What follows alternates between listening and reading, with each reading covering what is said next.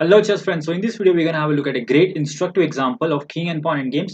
And as we all know, endgames are very important. Probably one of the most crucial part of chess is endgame, and you have to study the endgame. As Capablanca said, the quote above, in order to improve at chess, you must study the endgame before anything else. And what's better to start with king and pawn endgames? So let's have a look at this beautiful example. As you can see in the example, white seems to be in some trouble.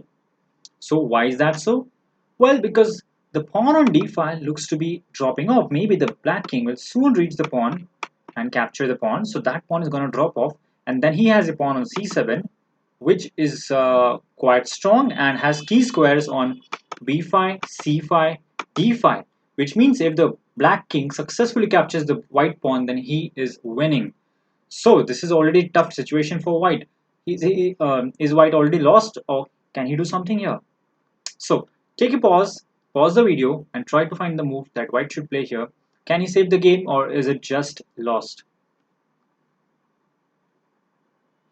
Alright, so let's have a look at this. If you find the move king to b3, sorry to say this is actually a wrong move and loses the game after king c5, king c3, black takes the pawn, and remember the key squares for the pawn on c7 are b5, c5, d5, and the black king is on the key square, which means that black will easily win the game. So here we go, king d3, king c5, king c3 giving opposition, but this does not work because black has the waiting move c6, and this puts white in opposition, and white has to move now. White has to concede some important squares.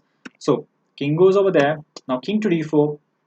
We make a way for the pawn, and finally after getting the king on the third rank or the sixth rank, you basically know that king on the third or the sixth is completely winning. So there we go. Not over there, of course.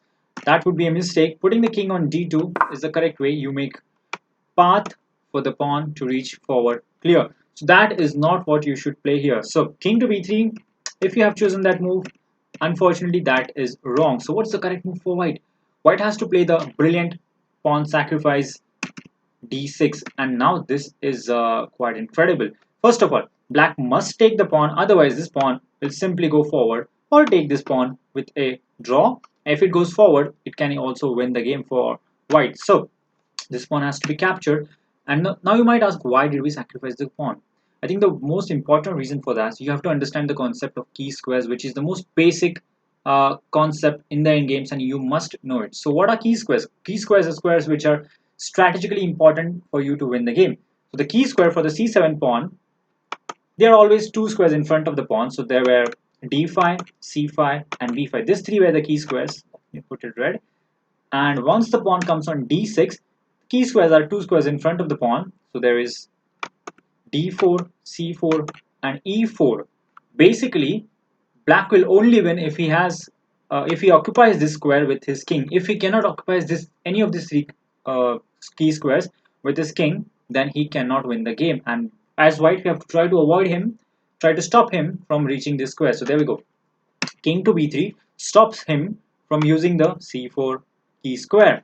He goes to c5. He's saying, all right, you stop me from going to c4, but I will definitely go to the d4 square. White says, I'm going to play king c3. I will not let you to use the two key squares in the position. So black says, all right, there is a third key square as well. That is the e4 square. If I can bring my king to that square, I will have a winning king and pawn in game. So he plays king to d5, trying to reach the e4 square. White now here plays king to d3 with an opposition and controls all the three key squares, basically not allowing allowing black to come forward and occupy any of the key squares. This means that this is nothing more than a draw. We can simply make a draw over here, and that is a very easy technique, as you all know. It's just opposition, and this is a stalemate as the white king has no squares to go. So basically, if anyone wants to win a king and pawn in a game, the king has to be two squares or at least one square in front of the pawn to win the game. In most cases, there are two squares. For example, in this case, the key squares of the pawn on d6 were c4, d4, and e4. If black king cannot occupy the squares, he cannot win the game. And white here, as you saw, avoided him, stopped him from occupying the squares, and that is why he held the game successfully. So this was quite a miraculous save after the move d6. White successfully saved the game. So this was the move you have to find, and I think this is an incredibly instructive end game because defense is something we lack. Defense is something we don't pay attention. We always look at attacking spectacular chess, but I think defensive chess is also very important because winning games is important, but saving lost games is equally important and will save you a lot of points and is very crucial for your chess career. So hope you enjoyed this great example, great instructive example of king and pawn in games. Until next time, and I'm going to leave you with a quote above: in order to improve at chess, you must study the endgame before anything else, said by Jose Raul Capablanca, the great Capablanca. So, until next time, see you. Bye.